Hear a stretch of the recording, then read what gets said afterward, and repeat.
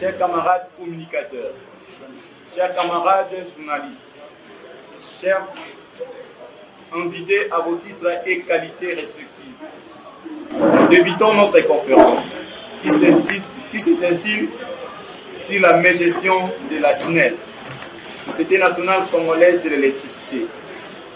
Notre conférence va porter sur la mégestion qui se tourne autour de la dite structure. À présent, nous allons inviter très chers camarades communicateurs, Prince Kinam, de nous épingler en termes de détails, de nous éclairer sur la situation de la mégestion qui se vit dans cette société.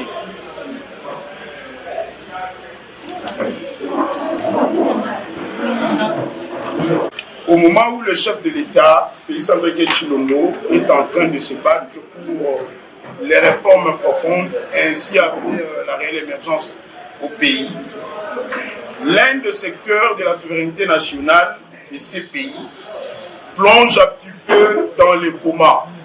La SNEL, la Société nationale de l'électricité, qui rêvait ou qui incarne la puissance publique de l'État. C'est regrettable et nous devons le dénoncer. Qu'est-ce qui se passe à la SNEL?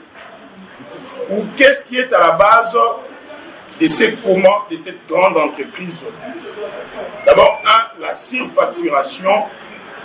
De deux, le surendettement et par-dessus tout, l'incompétence et la médiocrité du DG Lucini.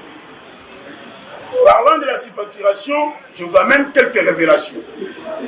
Prenons par exemple le cas du projet de construction d'un poste de 220 kV à Kinshasa. Ce projet a été chiffré à la hauteur de 351 624 155,41 $, visant à construire un poste à deux transformateurs de 100 MW, exactement comme le poste de la FUNA, un projet que M. Lucine continue à financer sans dénoncer la surfacturation faite par l'ancien DG Kayou. Ce projet qui coûte 351 millions de dollars à la République est comparable avec le poste de Makala de même puissance ayant coûté sous Kabila 6 millions de dollars, poste de Kimbanseke qui a coûté 8 millions de dollars et la réhabilitation et modernisation du poste de dispersion Inga qui a coûté à la République 4 200 000 $. Mais posons-nous maintenant la question pour savoir est-ce que sous Tshisekedi un poste peut coûter 350 millions de dollars alors que la centrale Zongo 2 avec ligne a coûté à la République 381 millions de dollars.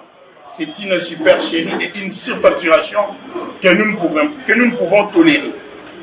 Aucun poste n'a jamais dépassé 20 millions de dollars ayant au moins 300 MW avec 50. Aucun poste. Mais qu'est-ce qui amène Lucinde à construire un poste à Kinshasa qui coûte à la République 350 millions de dollars? Et qu'est-ce qui motive cette super surfacturation? Mais on aurait appris qu'il y avait des députés nationaux qui sont allés à la SNEL pour une mission afin de visiter ces postes de Kinshasa, ces super postes, si vous permettez qu'on l'appelle comme ça, qui coûtent à la République 350 millions de dollars au lieu de 4 millions ou 8 millions. Mais quel a été le rapport de ces députés nationaux qui ont conduit cette mission? Aucun rapport et nous en savons. De deux, il y a les contrats qui venaient d'être signés à la SNEL le 18 février 2023 passé, le contrat SNEL-NRDC. À quoi consistent ces contrats?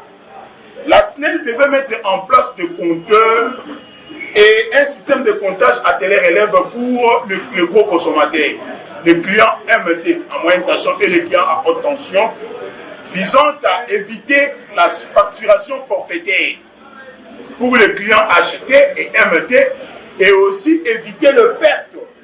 C'est comme cela que la SNEL a envisagé à prendre le service d'une entreprise non connue, localisée en Belgique, n'ayant aucune adresse, qui s'intitule NRDC.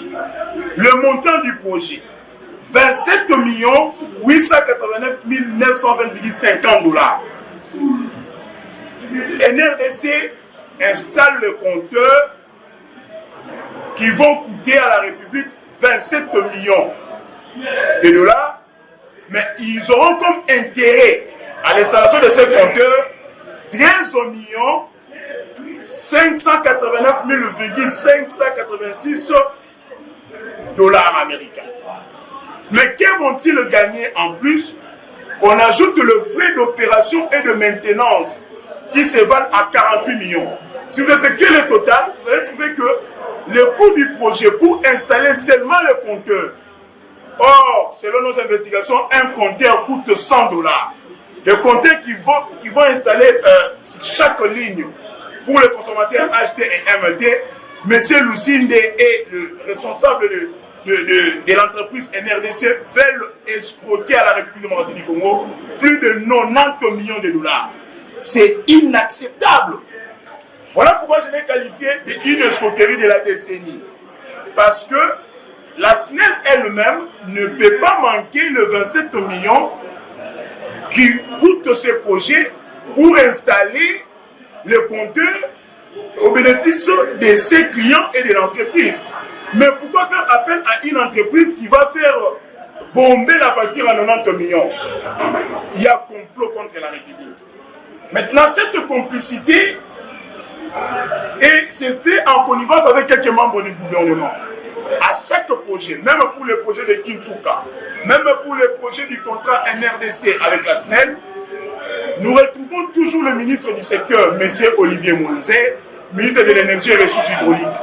D'ailleurs, c'est de sa propre main sur sa table que M. Fabrice Lusinde avait signé le contrat qui engage la République démocratique du Congo avec NRDC. Il y a aussi le ministre des Finances, M. Nicolas Kazadi. Et par-dessus tout, nous retrouvons Maman Kipenda, la diaconesse de la République, Maman Adel Kaïnda, qui fait passer une telle forfaiture où on est en train d'escroquer la République. Voilà pourquoi nous en appelons au chef de l'État, avec les expressions de nos hommages les plus différents, lui qui est un cadeau pour la République, qui ne puisse plus retomber dans les erreurs qu'avait commis Kabila. Les amitiés de Kabila, les ordonnances fantaisistes de Kabila, ces amicalités ont amené que les entreprises de l'État plongent en nommant les gens qui étaient incompétents, médiocres, des autres des non-congolais. Je vous citerai le cas de Rugouiza qui a dirigé la DGDA. Les entreprises de l'État étaient devenues dans un état comateux. Le chef frère on parlait depuis de 26 mois d'impayement. Mais ce cas est constaté aujourd'hui à la SNEL. Nous ne pouvons pas perdre la SNEL parce que la SNEL réincarne une souveraineté. La puissance publique de l'État, rappelez-vous, lorsque les rebelles avaient coupé le courant à Inga, qu'est-ce qu'on avait dit? C'était un complot contre la République. Quelle a été la vie à Kinshasa? Est-ce que le chef de l'État va-t-il croiser les bras et voir que la SNEL est détruite par Lusinde? Quel est le plan stratégique de Lusinde ou le plan satanique? Il faut hyper-endetter la SNEL. De deux, il faut payer les agents de la SNEL à crédit à la banque. Les agents de la SNEL sont payés à crédit à court terme, crédit découvert, pour que le banque génère des bénéfices, des intérêts importants afin d'endetter la SNEL en alourdissant cette dette. C'est inacceptable. De deux, le DG Lusinde qui venait d'être suspendu sur recommandation de l'Assemblée nationale ayant demandé au gouvernement de les chasser, de les traquer, de les révoquer même. Mais Mme Adel s'est permise d'outrager le Parlement. Or, les recommandations de l'Assemblée nationale revêtent le caractère d'une loi. Selon l'esprit de l'article 92, 101 et 100 de la Constitution, cette dame a engagé une crise institutionnelle entre le Parlement, qui est une institution, et le gouvernement de la République, qui émane du Parlement. Mais qu'est-ce qui a été reproché à Lusinde? C'était le manque d'un plan de redressement de la SNEL, le manque d'une vision. Lusinde n'a même pas fait une mise en place depuis qu'il est là. Ça fait une année où à la SNEL, les gens ne travaillent que par intérim. Mais il renvoie des directeurs à tout moment, en vacances, en congé. Il venait de rentrer, on a appris qu'il y a plus de 23 directeurs qui sont partis. Voire même les directeurs financiers pour lui permettre de signer tous les contrats. Et à la banque, il est le seul à engager la SNEL. La SNEL manque d'un secrétaire général chargé de gérer le patrimoine même de l'entreprise. La SNEL est en train de sombrer. Quel est l'objectif visé? C'est de déclarer la SNEL en faillite. Il faut déclarer la SNEL en faillite afin d'arriver à morceler l'entreprise pour la privatiser. Lucine vise à créer au sein même de la SNEL une entreprise chargée de la production. Vous savez, la SNEL est une entreprise technico-commerciale qui est chargée de la production du courant, du transport et de la distribution. Mais lui vise à morceler l'entreprise en 3 autres entreprises. Une entreprise chargée de la production, une autre chargée de la distribution, une autre qui sera chargée du transport pour se faire une santé financière. Et c'est là en connivence avec le membre du gouvernement qui nous ont amené un projet en cours d'exécution, ce projet intitulé Tetratec via USEM, l'unité de coordination et de management qu'on a créé au sein du ministère des Ressources hydrauliques qui regroupe les anciens directeurs de la SNEL. Ce plan est machiavélique et satanique aussi parce que nous ne pouvons pas nous permettre qu'on perde la SNEL. Donc, nous en appelons à la conscience de tout le groupe. C'est de notre devoir que notre silence ne soit pas complice d'avoir un œil le bon sur ce qui se passe à la SNEL. Nous interpellons aussi le député national. Nous savons très bien que la rentrée parlementaire est prévue pour le 15. Voici l'occasion pour vous de sauver votre législature, de sauver l'honneur de cette chambre qui incarne le pouvoir de la République, de sauver la SNEL de cette médiocrité incarnée par M. Lucine. Nous appelons aux députés nationaux d'interpeller le membre du gouvernement cité dans ces complots contre la République. Cette supercherie ne peut pas passer. D'interpeller le Premier ministre et par-dessus tout le ministre des secteurs, le ministre des Finances, la ministre de portefeuille, le ministre des Énergies et Ressources hydrauliques. Par-dessus tout, nous nous fions au chef de l'État, lui qui incarne la vision qui va amener la réelle émergence. Nous sommes disposés à répondre à toutes vos questions. Nous vous remercions. Merci beaucoup, distingués invités. À présent, nous procédons directement au sujet des questions-réponses. Nous allons enregistrer 2 ou 4 questions pour l'économie du temps.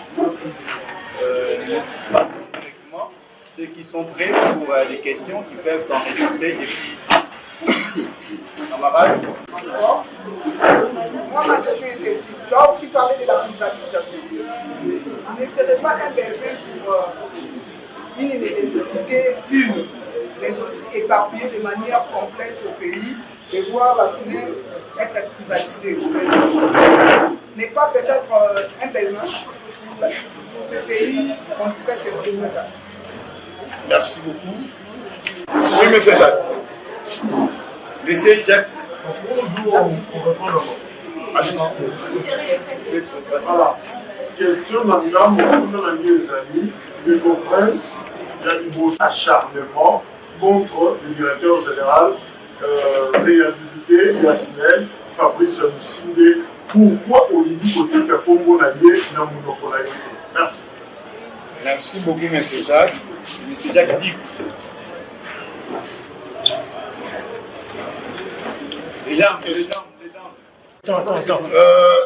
Je commence avec la question de notre ami Barca, qui est une question trop importante. Il voulait savoir, n'est-ce pas un besoin pour le peuple congolais de pouvoir privatiser la SNEL. Je venais de dire au cours de mon allocution que la SNEL incarnait la souveraineté de l'État. La puissance publique de l'État est incarnée à travers ces entreprises. Privatiser la SNEL serait un coup fatal contre l'État congolais. Parce que le contrôle même de l'État va échapper à cette entreprise. Si aujourd'hui, le besoin du peuple est ressenti à travers la SNEL, c'est parce que l'État, il y a la possibilité de nommer et de révoquer les administrateurs qui dirigent cette entreprise. Mais si cela échappait à l'État, nous perdons cette possibilité où l'État perd une part de sa souveraineté ou de sa puissance publique. Donc nous ne pouvons pas laisser que la SNEL soit privatisée pour le bien-être des Congolais. C'est une entreprise étatique qui incarne une souveraineté, je l'ai dit encore, parce que l'État-providence qui vient répondre aux besoins de sa population, donner cela au privé serait pour l'État de se déclarer en déficit, où l'État devient déficitaire, en défaillance ou en défaveur. L'État échoue à une de ses missions de donner l'accès à l'électricité à ce peuple. Je ne sais pas si j'ai répondu à votre question. Bon, moi, par là, je peux dire ceci. Dans les grands États capitalistes du monde, la plupart des entreprises sont, même les États sont des élites privées. C'est aussi l'État, quand tu parles de l'État-providence, parce que l'État tombe en faillite, parce qu'il y a des entreprises qui savent que si je tombe aujourd'hui, c'est l'État qui va me relever au lieu, même la réforme de 2015 de copyright, était de commercialiser les entreprises étatiques. C'est aussi une façon de gagner la production, en termes de la production. On va voir plus du capitalisme, l'optimisation du profit du service. Bon, il faudrait que l'État soit capable lui-même à prendre en charge ses propres entreprises. Si nous reconnaissons l'autonomie de l'État dans ces entreprises et qu'on arrivait à un moment où les réformes exigeaient à ce qu'il y ait des capitaux privés qui viennent pour l'intérêt des Congolais, là l'État peut déclarer une entreprise morcelée ou privatisée. Mais à ce stade où la SNEL est trop importante pour notre République, les surfacturations qui sont constatées à la SNEL, l'hyperendettement, la mégestion qu'on retrouve à la SNEL, cette mission qui vise à déclarer la SNEL en faillite pour la privatiser s'il vous plaît, est dangereuse pour l'État. C'est une mauvaise campagne. Là, ça déclare même l'impuissance de l'État congolais à pouvoir aux besoins du peuple. Donc, aller dans ce schéma-là, c'est jouer au jeu de l'ennemi.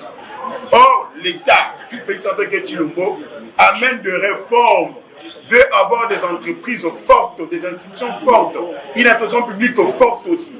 Mais dire que l'État déclare la SNEL une entreprise privatisée, là, c'est jeter en pâtir la gestion publique, voire même la politique publique de Tshisekedi. Parce qu'on va dire que Tshisekedi n'a pas pu réussir à garantir la survie des entreprises publiques. Ce n'est pas sous Tshisekedi qu'on va accepter cela. Les réformes y sont, c'est pour relever les entreprises et non pour les amener en faillite et les privatiser.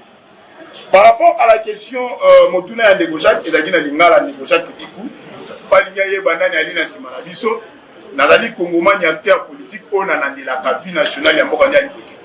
Namboka Nabiso, le lomo Takoki, Kobeta Tolo, Namambo, Kosala Manalotili, Qualité. Elle y peut acharnement pour Ndegolucine. Donc, il y a devoir pour Nangaï, pour ne pas que nous soyons la complice. Le colon a lina makasi wana ya ko dénoncer maeko le kanasnel na kozela te ke mutu moko yeba ko na sima na ngai lenge moko pe bino bapandisa motango sala ka ba enquête na bino ce qui omoni ke loko moko ya li nécessaire ko yebisa yango Congomani to peuple okokanga monoko te kozela mutu moko ya na sima na yo ya li acharnement te ce qui to ali ko rappeler na bato kende ko lusinda ali médiocre to incompétent parce que ba yi député balobaki yango Banomaye sur le droit du chef de l'État, là nous acceptons. Mais tant qu'on va incarner le pouvoir wana ya bayi Kongomani, les députés, qui contrôler, va trouver qu'il y a incompétence, d'une manque de vision, le plan pour redresser l'entreprise. Il y a plus de 5 ans comme adjoint, pendant qu'il y a commis titulaire, la centrale, et comment il y a même frais de fonctionnement. Atindi ba directeur na ba congé moko sans non justifié. Donc ali ko jouer na jemoko ya komema SNEL est tombé en faillite. Ali acharnement te yebisanga Ndegojak. Poste ya Kinsuka, ali comparable na poste ya Funa. Sous Kabila poste na et Salamaka na 4 millions de dollars. Mais tu peux accepter que Ndegolucine na exception que poste wana ali le kokoma 350 millions de dollars. Sur ce que ko loba yango ali acharnement. Donc, vous voyez que tout ce qui est sur le Mboka est kende, peut-être quand Abibebu n'a dit non, on a dit comme complice. Quand on a signé un contrat pour installer un compteur dans la ligne haute tension. Là, c'était une recommandation à député que SNEL peut régir des eaux et qu'on continue la facturation forfaitaire. Que Balali Balamoudi de Roja qui courant à 3 000. Moi, on a 10 000. Expliquez que 10 000. Peut-être consommation à juste près. on accepte d'installer un compteur. Mais le compteur va aller qu'au prix normalement $100. Mais on va signer un contrat à compteur pour installer un qui est à 27 millions de dollars. Et que l'entreprise wana eyebani esikate. Ba lobi entreprise ali na Belgique. Totini bande ko bakina na Belgique ba entreprise na NRDC eyebani te. Mais quand l'entreprise wana ba sengi bino 27 millions pour basala musala. Ba sengi ba intérêt na bango 13 millions. Maintenance pe ba opération ya installation ba compter wana eko coûter 48 millions. Total ya coût ya projet ezali 90 millions. Tomi tuni motuna. Est-ce que Snell a zangi 27 millions pour que Yemo va installer le compteur na ye? Là, c'est comme une super chérie, comme une qui mouille bien côté la tête. En connivence avec les membres du gouvernement, on va lui pour faciliter le pouvoir. Donc, pour quitter, côté Kalabongo, total à elle et Kosalema. Voilà pourquoi je vais dénoncer à lui acharnement parce que vous voyez que nous découlons des années pour gérer l'entreprise au Wanate. Tout le monde a un blackout, on va bien une poche noire. Na Kinshasa oyo tango lusi na ndai ko gérer avant ba député ba ko fa payer molili alaki to chef de l'état aura dit Sonia wa sous francophonie en plein match à basket pour Katani nana yo été ninga ba to ya TV5 ba finga gitata monta école le sécurité beta maboko to dénoncer té et si kama yego tele on la moto ko beta ce que ça les mabe et sécurité beto loba vous devez supporter on va s'acharner pour créer pourquoi ce que ça la qui boutique na ye ala ko gérer to ngato tanga kombo na été mais le gars ali ko gérer loko ali pour na intérêt ba congomani la SNEL qui incarne la souveraineté de l'État à travers la puissance publique na li ko répéter yango et sécurité to ba ko boka ali suni ali ko le kapuna na ba projet ya boya ki moyibi ya boy poste ali 4000 botie 350 millions contraire va compter moi $100 botie 90 millions ce qu'on de déjà ko lingi de ko pensa tika ko loba. Merci beaucoup, nous procédons directement à une série avec toutes les questions. D'abord, pour répondre à mon confrère communicateur, Maître Claudine Mbassi, je lui dirais que l'État gagne beaucoup lorsqu'il garde la main sur ses entreprises. L'État gagne en termes de souveraineté, il garde sa force en termes de puissance publique. Les privatiser serait un abandon d'une autorité de l'État. Si le DG Lucine devait restructurer l'entreprise, là c'est héritier connu. Est-ce mauvais? On ne peut pas restructurer une entreprise en amenant le surfacturation. On ne peut pas restructurer une entreprise en amenant les hyper-endettements. On ne peut pas restructurer une entreprise en gelant les frais de fonctionnement. Les centrales de Dinga, qui est chargé pour la production d'énergie électrique, si les frais de fonctionnement ne sont pas payés là-bas, est-ce que ces agents seront motivés pour le travail? Il y a de ces centrales qui manquaient même de frais de fonctionnement, $800 pour les gasoils, en fait de fonctionnement que l'usine ne payait pas. On ne peut pas restructurer une entreprise en renvoyant les directeurs en congé, en masse. On ne peut pas restructurer une entreprise en occasionnant le détournement. Là, on amène l'entreprise vers la faillite. On peut amener une restructuration dans une entreprise lorsque vous avez une vision claire, un plan de réponse. Quel est le plan de Lucine? Il n'y en a pas. Il exécute le plan de Tétratec qui vise à privatiser la SNEL, à la déclarer en faillite. Que la SNEL n'est plus capable à gérer elle-même. On cherche à hyper-endetter la SNEL. Ça, ce n'est pas une restructuration. Quelle est la responsabilité du conseil d'administration? Selon nos enquêtes, depuis que Lucine était rentré, il se vit un triomphalisme au sein de la SNEL. Monsieur n'exécute aucun ordre du conseil d'administration.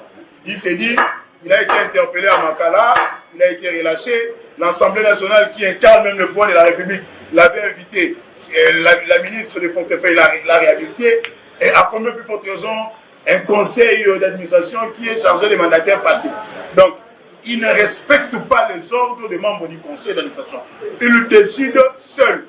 Pour preuve, M. Lucine avait signé le contrat qui engage la SNEL à NRDC au bureau du ministre de l'énergie et des ressources hydrauliques. sans pour autant avoir l'aval du conseil d'administration. C'est après qu'il va renvoyer l'affaire en conseil d'administration pour que la SNEL puisse avaliser, qu'on débloque le 27 millions de dollars. Donc, il prend des décisions avant même qu'il puisse consulter les conseils d'administration. Même l'Assemblée générale. Donc, lui qui a été vomi par les députés, pensez-vous qu'il va respecter les conseils d'administration? Je pense qu'on a répondu à vos questions. Non. Je vais commencer d'ailleurs par vous. La démarche de la ministre du portefeuille réhabilitant. La ministre n'avait pas réhabilité Lucini. C'est là où il faut faire une distinction. L'Assemblée nationale avait recommandé au gouvernement de révoquer M. Lucini. Pour éviter que l'Assemblée puisse ester en justice le gouvernement, ce qui entraînerait une crise institutionnelle, la ministre du secteur, Maman Adel Kaïnda, la ministre des portefeuilles, avait pris pour mesure conservatoire une suspension à l'endroit de M. Lucini. Mais nous ne savons pas ce qu'il a dit. Il a révisé sa décision. Il a repris sa décision suspendant M. Lucini. Ce qui entraînerait une crise. L'Assemblée était en vacances. Mais tant que les députés vont rentrer, nous en appelons à la conscience de ces élus nationaux de venir les dire ici. Ils puissent se saisir de ces révélations. La meilleure des façons pour moi de les atteindre, c'est cette conférence de presse. Que les députés se saisissent pour sauver l'honneur de cette législature. Parce qu'on ne peut pas laisser une telle incompétence à la tête de l'entreprise. On ne peut pas accepter qu'il y ait de telles super escroqueries au sein de la SNEL. Comment voulez-vous qu'un projet qui coûte 4 millions, que cela prenne à la République 350 millions de dollars? Donc, nous en appelons vivement aux députés qui rentreront les 15 ici, qu'ils puissent se saisir de ces dossiers, parce que si Prince Guina n'a pas été informé de ces dossiers, à combien plus forte raison les élus nationaux. Donc, nous pensons que le Premier ministre va nous éviter une crise d'institution où il va éviter qu'il y ait outrage au Parlement à travers la décision demandant au gouvernement de déchoir ou de révoquer Lucini. Donc, tout porte à croire que dès la reprise de cette session, l'Assemblée va agir pour laver l'image de cette institution de la République. M. Nathan a voulu savoir, c'était encore quoi la question, pour... je pense que c'est... Vous voyez que votre démarche va... Mais le contrat qui a été signé entre la SNEL et NRDC puisse être suspendu par le chef de l'État. C'est une manière pour moi de donner une sonnette d'alarme. Comment voulez-vous qu'on puisse passer un projet, par exemple le projet de Kinsuka? Sous Kabila, le poste de Makala a coûté à la République 8 millions de dollars. Mais comment expliquer aux Congolais que sous Tshisekedi, le même poste, de même puissance, puisse coûter 350 millions de dollars à la République? C'est une escroquerie. Et ça ne peut pas passer. Et ma démarche va aboutir parce qu'à travers la presse, nous allons informer non seulement les Congolais, mais aussi les institutions de la République à se prendre en charge par rapport à cette escroquerie du siècle qui se passe à la SNEL. Ça va aboutir. Pourquoi être pessimiste, cher Nathan? Merci beaucoup. Je vous remercie, cher ami de la presse. Merci. Chers camarades, les différents communicateurs et vu l'importance du sujet et la grandiose de la société SNEL par rapport à ce que nous avions enregistré comme problème, nous aurons tout le temps et les détails nécessaires pour discuter avec les journalistes. Les journalistes, les communicateurs, Topesibino Boei Bolamu, na conférence na biso oyo ezali bongo na kombo ya gestion ya SNEL oyo ezali société ya litiliki na mboka na biso. Par rapport à mes gestions, bokamami oyo ezali vraiment orthodoxe te, oyo ezali passer na niveau ya société wana, bongo ndeko communicateur ya Union Sacrée ndeko Prince Kinana par rapport à l'élément oyo azwi sur la gestion alingi ete apanza sango na bino ba journaliste pe na parlement oyo ezali kozonga